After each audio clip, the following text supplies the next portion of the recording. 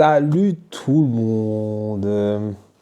Il y avait pas mal de retours sur ma dernière vidéo. Une vidéo où je réagissais à un débat sur le chata, un trap, dancehall, musique urbaine. Il y avait un commentaire qui revenait qui disait que oui, les paroles étaient sales dans le chata, le bouillon, tout ça. Je me rappelle plus si c'était sous ma publication, sous la publication de Specta, où quelqu'un avait dit que ce genre de son, ça a toujours existé. Et tout de suite, il y a des commentaires, mais non, qu'est-ce que tu racontes?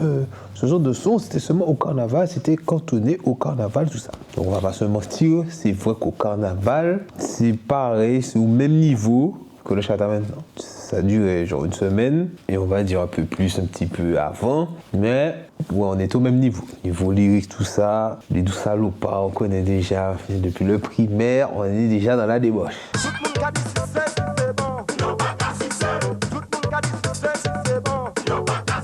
Une fois qu'on a dit ça, quand je fouille dans mes souvenirs, je me dis, mais c'est pas complètement vrai. Il me semble qu'il y avait des sons chata faya, et du coup j'étais obligé de retourner dans mon cerveau pour me rappeler des sons de mon enfance. Je me suis rappelé, quand j'allais en Guadeloupe avec mon frère, mon petit frère, le gym, il me souvient qu'il y a des sons qui nous ont bien marqué là-bas. Et je parle de, même pas dancehall ou reggae ou rap, oui rap un petit peu quand même, dans le zouk. Les Guadeloupéens, à l'époque, le dancehall était très clean, très clean. T'avais Admiralty, Psych, tout ça, ils militaient pour les sons conscients. Mais dans le zouk, je me souviens, quand j'étais petit, j'ai regardé une chaîne en Guadeloupe où il y avait un clip de Henri Debs. Henri Debs Senior, celui qui a créé le studio Henri Debs en Guadeloupe, où il a tourné les one-shots de l'Oxymore. Et il y avait un son qui s'appelait Charlotte. Charlotte, les gars, extrait s'il vous plaît.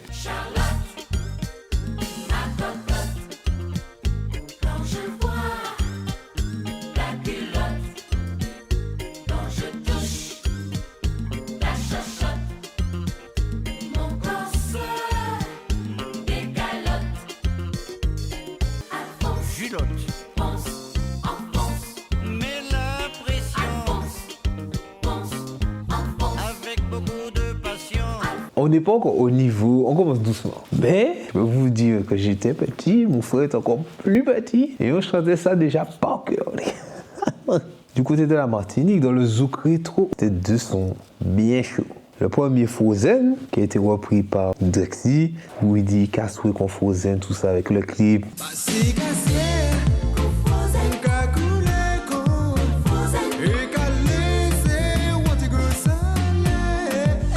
Ceux qui comprennent, compris. Et on avait un deuxième son qui s'appelle Rété en côté, où le gars parle de sa belle-sœur qui veut le gérer.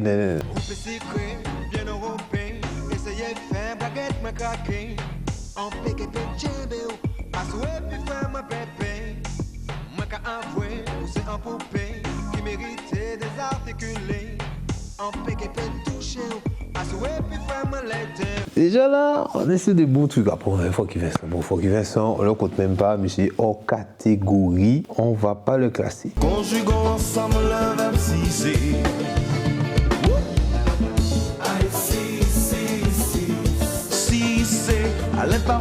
En Guadeloupe, dans le rap, il ne faut pas oublier qu'on avait un monsieur qui s'appelle Fokli. Les gars, déjà sur son pseudo, déjà, on savait déjà que lui, il n'en avait rien à cirer. Du coup, chez Fokli, on a quelques sons. C'est encore gentil, mais en vrai, obsédé sexuel, espace vert, café ça, le loup, même avec nos clans Taspé. Oh là là, ah ouais, je me souviens ça quand je chantais Taspé, les gars. Est-ce que j'étais au collège? Non, je pense pas que j'étais au collège. Mais quand je chantais Taspé, je sais que des adultes n'aimaient pas. Mais ça tournait en boucle. Ça tournait en boucle.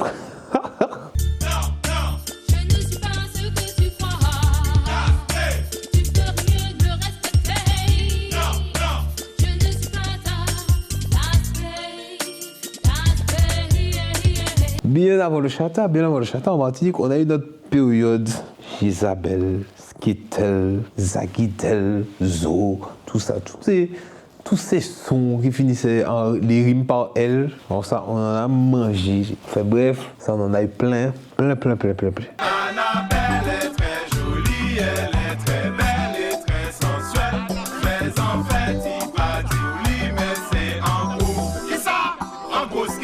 Dans les années 2010, à peu près à la même période où le chat est arrivé, c'est-à-dire quand les gens commençaient à faire leur petit home studio, quand tu réalises que le petit micro de ta webcam, tu peux enregistrer ta voix, on a commencé à avoir une flopée de petits sons à la con, mais qui tournaient très bien. Alors on a le Nono Style, les gars, si vous vous souvenez.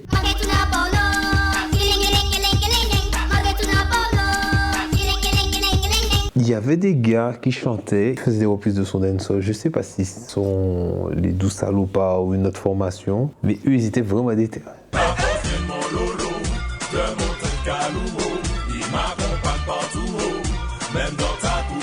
L'Uncle City n'est pas un reste, on était tous fiers de lui. Mais à côté, il sortait ses petits clips. Et on n'a pas oublié Poum Poum, on n'a pas oublié Sexe dans la piscine.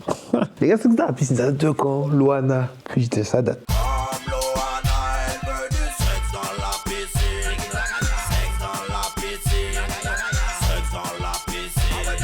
Du côté de la Guadeloupe, 2001, la compile section Zouk All Star avec Ragabolo. Waouh. Hey girl, mettez-vous à l'écart. Pour moi pénicher tout corps. Pour moi faire crier waouh.